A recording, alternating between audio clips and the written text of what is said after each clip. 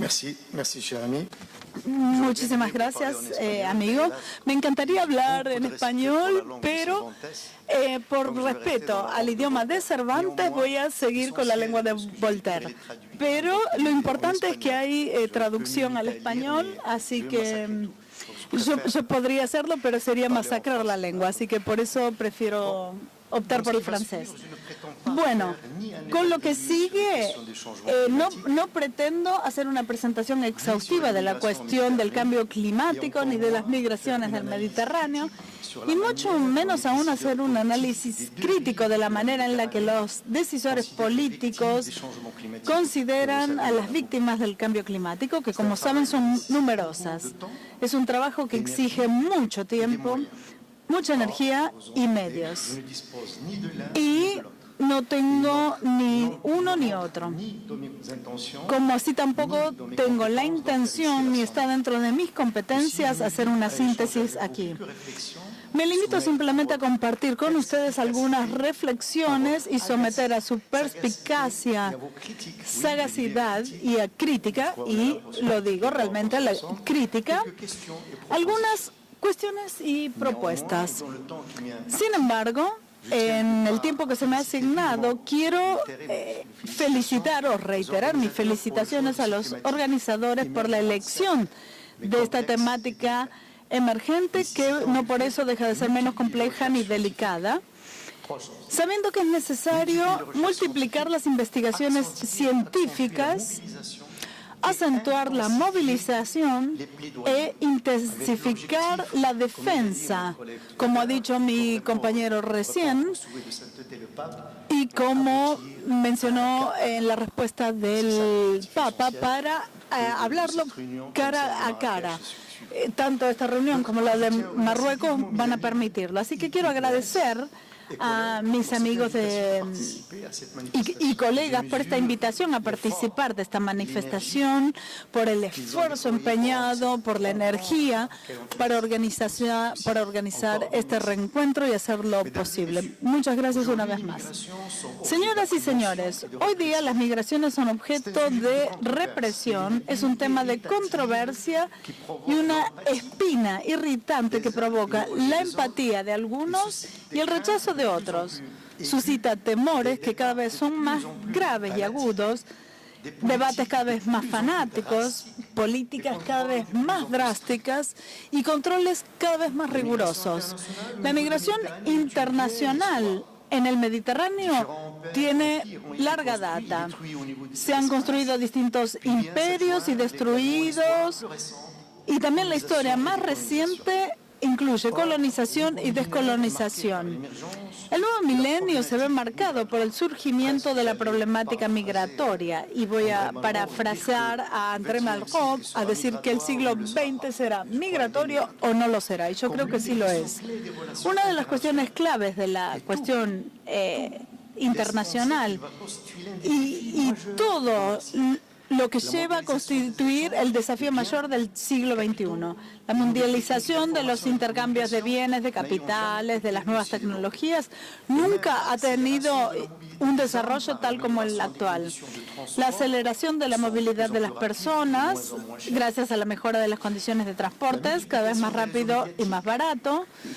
La multiplicación de las redes sociales refuerza el deseo de salir y ver lo que ocurre en otros lados, lo cual es legítimo. Pero paradójicamente, bajo el efecto de la detención de la inmigración oficial desde la década del 70 y la tentación de bloquear las fronteras, hace que asistamos a un nuevo despliegue de los movimientos migratorios que va en este sentido. Se parte de un punto A hacia un punto B, y sin ser acá una luz en lo matemática, bueno, hay gente que pasa por un punto a otro, es algo más complejo, no es de A a B. Y en esa trayectoria se corre el riesgo de perder la vida. La existencia de grandes desigualdades espaciales en términos de riqueza económica, territorios, espacios rurales, individuos, grupos sociales, por una parte, empujan a la gente a partir, y en una época en la que los responsables occidentales buscan por todos los medios a volver las fronteras cada vez más herméticas, y se elige una inmigración de los niveles más altos de la sociedad, por así decirlo, los grandes empresarios, los dirigentes. Y la fractura entre un norte supuestamente rico y próspero y un sur al que con o sin razón atacan a todos los males, refuerza el deseo de querer partir para respirar un aire diferente. Durante mucho tiempo las barreras son múltiples y se requiere residencia, no hay casi información o la que existe está sesgada. Además, el contexto geopolítico internacional desde el 11 de septiembre, desde 2001, y la primavera árabe también, los conflictos de Irak, Siria, Yemen, todo eso contribuyó a reforzar la complejidad de la situación, mientras que las cuestiones de seguridad y desplazamiento de poblaciones se confunden cada vez más. Cuando uno se desplaza, se supone ya que uno conlleva un riesgo, que es un riesgo en sí mismo. Así que es un contexto difícil y hay que sumarle el cambio climático. Perdón, no puedo edulcorar la cuestión porque es la realidad. A nivel de Estados Unidos, de Europa, es la temática presente. Para complicar las cuestiones, bueno, se suma el tema del cambio climático. Entonces, en el espacio mediterráneo caracterizado por la movilidad humana, hoy existe la preponderancia de la mayor concentración de refugiados del mundo. Los desplazamientos ligados a los cambios ambientales y las catástrofes climáticas no son algo nuevo. El potencial migratorio, sin embargo, se incrementó en las últimas décadas. Los habitantes de las zonas llamadas de riesgo son los que sufren las consecuencias del cambio climático, y eso se nota especialmente en la cuenca del Mediterráneo, donde los efectos del cambio climático afectan a quienes están instalados, a las poblaciones particularmente vulnerables en las zonas estas de riesgo que decía. Sin embargo, la relación entre cambio climático y migración no es evidente, no salta a la vista. Como dije recién, intervienen otros factores. Pero hoy existe un gran consenso para reconocer que el cambio climático desemboca en un aumento de la frecuencia y la gravedad de los desastres. Se estima que en el nivel del Mediterráneo había antes una sequía por año, ahora hay 2 o 3 por año. Ahí está la aceleración. Son eventos acelerados como la degradación de los suelos, la desertificación, etcétera, que obliga a la población a desplazarse de forma temporaria o incluso permanente.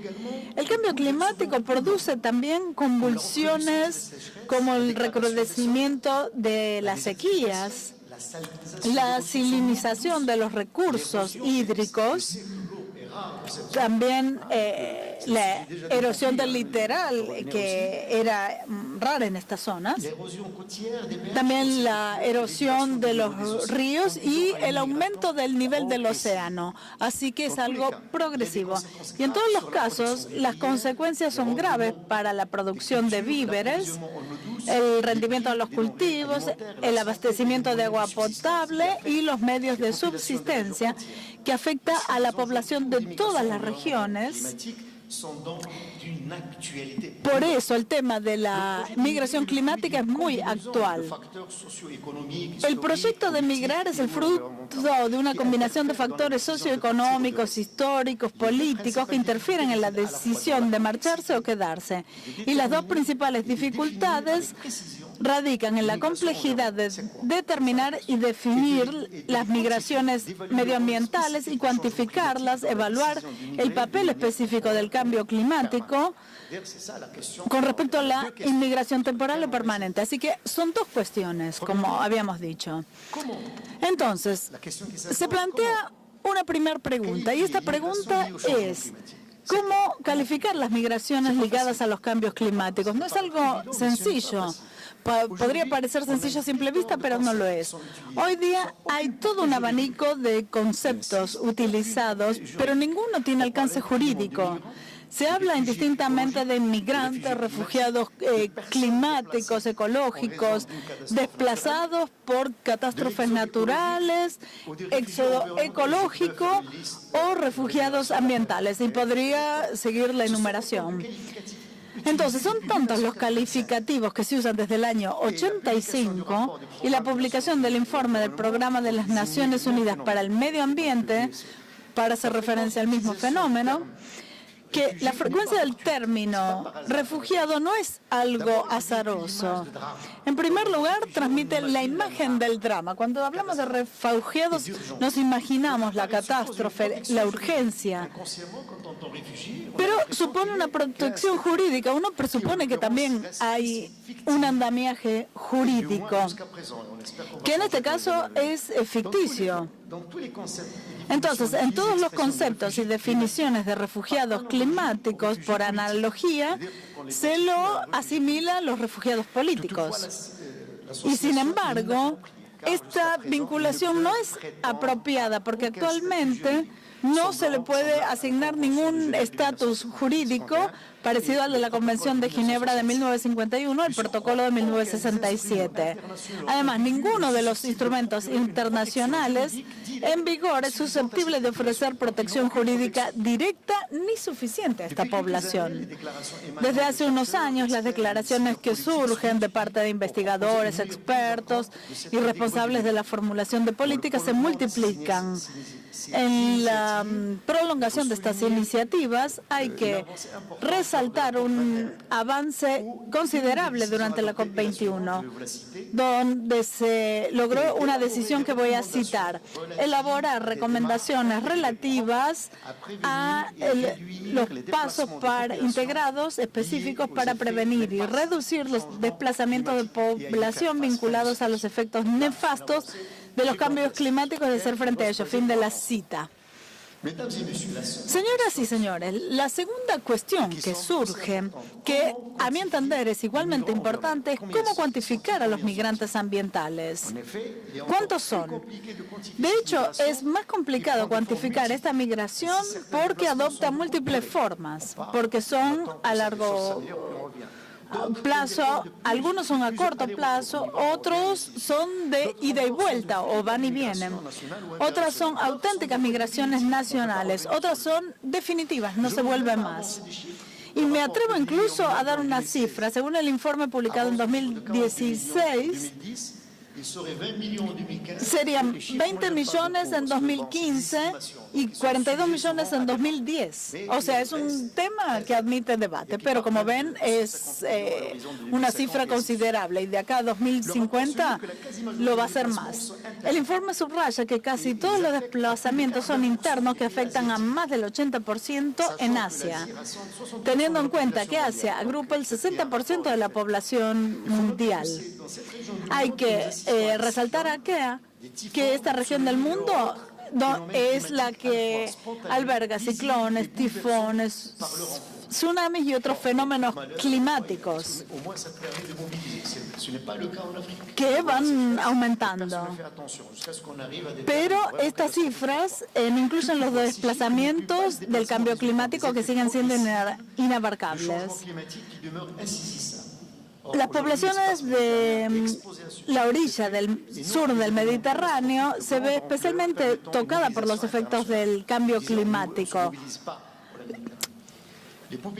Las poblaciones del sur del Mediterráneo se ven afectadas por estos efectos. Tienen un acceso frágil a los recursos por la presión que se ejerce sobre el agua, el suelo, los recursos. Y el cambio climático también presenta nuevos desafíos en términos de cambio social, económico y resiliencia. La sequía siempre existió, debemos resaltarlo acá, no es algo novedoso, existe como parte de la historia de los países del Magreb, Túnez, Argelia, Marruecos, etc. Y el estrés hídrico es una realidad constante Y estos países han experimentado largos periodos de intensa sequía. En mi región, por ejemplo, son 200 milímetros de precipitaciones por año. Por eso, la sequía ha servido para explicar la desertificación y la degradación de las tierras. Y por consiguiente, algunos movimientos migratorios son casi cíclicos. La sequía acompaña a las familias, las epidemias y los movimientos de desplazamiento de la población.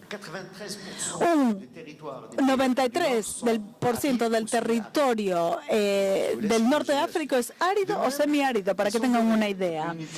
Del mismo modo, parecería que según un estudio del Ministerio de Infraestructura, Agricultura y Medio Ambiente de Marruecos, el 93% del territorio, como yo decía, vio una multiplicación de la sequía, una aceleración, algo que se daba cada 10 años en la década de 60 y 70 a 3 por década en los últimos años. Por eso, uno de los objetivos del Plan Marruecos Verde es limitar el impacto. En una región donde las desigualdades están muy marcadas, hay que establecer el vínculo entre el cambio climático y la migración interna dentro de una actividad económica agrícola rentable, que es algo que está cuestionado. Esta degradación progresiva de la situación económica refuerza las tensiones sociales para el acceso a los recursos vitales. Algunos investigadores, además, han establecido un vínculo entre la sequía de Siria de 2007 a 2010 y los movimientos de población rural hacia los centros urbanos. Eso ha contribuido a agudizar las tensiones socioeconómicas en los suburbios de Siria, en las principales ciudades. Todos conocemos las consecuencias que se dan en Siria. Y a largo plazo, la degradación del medio ambiente vinculada al acceso al agua puede contribuir al aumento de los conflictos armados en la cuestión. Señoras y señores, como conclusión, pero no podemos concluir, en realidad, quiero recordar que las declaraciones de buenas intenciones de algunos estados como Noruega decidieron la iniciativa Nansen, que después volveremos a mencionar. Que el Parlamento Europeo, en su resolución del 14 de octubre de 2015, y cito, pide que la problemática de los refugiados climáticos y su gravedad sean tomadas en serio. Además, lamenta que el estatuto del refugiado climático no sea reconocido todavía.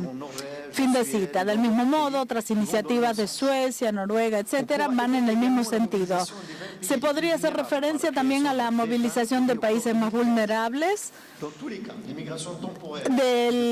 y la creación del B20. En todo caso, la migración temporal se plantea cada vez como una solución para mejorar la resistencia de las poblaciones, de regenerar los ecosistemas y estabilizar la población en el sitio. Pero por desgracia, y resalto, por desgracia, hasta ahora solo son tanteos y avances tentativos hacia la puesta en marcha de criterios que definen el estatuto del refugiado climático.